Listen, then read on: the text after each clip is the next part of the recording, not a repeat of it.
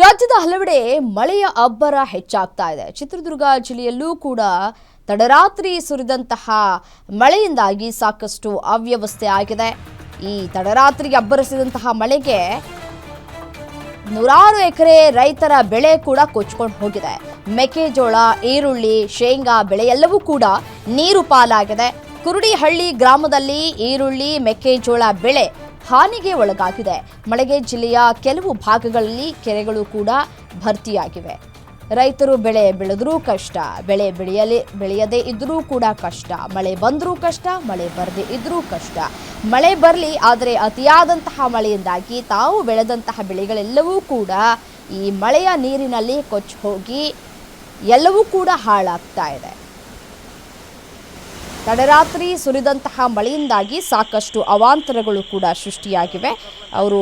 ರೈತರು ಬೆಳೆದಂತಹ ಈ ಮೆಕ್ಕೆಜೋಳ ಮತ್ತು ಈರುಳ್ಳಿ, ಶೇಂಗಾ ಬೆಳೆ ಎಲ್ಲವೂ ಕೂಡ ನೀರು ಪಾಲಾಗಿದೆ. ಯಾವುದನ್ನು ಕೂಡ ಉಳಿಸ್ಕೊಳ್ಳೋದಕ್ಕೆ ಸಾಧ್ಯ ಆಗಿಲ್ಲ ರೈತರಿಗೆ. ರಾತ್ರಿ ಇಡೀ ಮಳೆ ಆಗಿದೆ. ಮಳೆ ಆಗ್ತಾ ಇದ್ದಂತಹ ಸಂದರ್ಭದಲ್ಲಿ ಏನು ತಾನೇ ಮಾಡೋದಕ್ಕೆ ಸಾಧ್ಯ?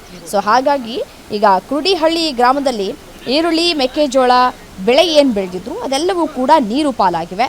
ರಾಜಣ್ಣ ಎಂಬುವರಿಗೆ ಸೇರಿದಂತಹ 9 ಎಕರೆ ಜಮೀನು. ಈ 9 ಎಕರೆ ಜಮೀನಿನಲ್ಲಿ ಈರುಳ್ಳಿ ಮತ್ತು ಮೆಕ್ಕೆಜೋಳವನ್ನು ಬೆಳೆದಿದ್ರು. ಅದೆಲ್ಲವೂ ಕೂಡ ಇದೀಗ ನೀರು ಪಾಲಾಗಿದೆ. ಮಳೆಗೆ ಜಿಲ್ಲೆಯ ಕೆಲವು ಭಾಗಗಳಲ್ಲಿ ಕೆರೆ ಕಟ್ಟೆಗಳೆಲ್ಲವೂ ಕೂಡ ಭರ್ತಿಯಾಗಿವೆ.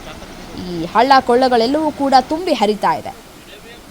ದೃಶ್ಯದಲ್ಲೂ ಕೂಡ ಗಮನಿಸ್ತಾ ಇದ್ದೀರಿ ಯಾವ ರೀತಿಯಾಗಿ ಈ ಹಳ್ಳ ಕೊಳ್ಳಗಳೆಲ್ಲವೂ ಕೂಡ ತುಂಬಿ ಹರಿತಾ ಇದೆ ಮತ್ತು ಯಾವ ರೀತಿಯಾಗಿ ರೈತರು ಬೆಳೆದಂತಹ ಬೆಳೆ ಏನಿದೆ ಎಲ್ಲವೂ ಕೂಡ ಸಂಪೂರ್ಣವಾಗಿ ನಾಶವಾಗಿದೆ ಅನ್ನೋದನ್ನು ದೃಶ್ಯಾವಳಿಗಳಲ್ಲೂ ಕೂಡ ಗಮನಿಸಬಹುದಾಗಿರುವಂಥದ್ದು. ಇದೀಗ ರೈತರು ಕಂಗಾಲಾಗಿದ್ದಾರೆ. ನಾವು ಈ ಬೆಳೆ ಬೆಳೆಯೋದಕ್ಕೆ ಸಾಕಷ್ಟು ಕಷ್ಟವನ್ನು ಪಟ್ಟಿದ್ದೀವಿ, ಸಾಲ ಸೋಲ ಮಾಡಿದ್ದೀವಿ, ಏನು ಮಾಡೋದಪ್ಪ ಅಂತ ಹೇಳಿ ರೈತರು ಕೈ ಚೆಲ್ಲಿ ಕೂತಿದ್ದಾರೆ.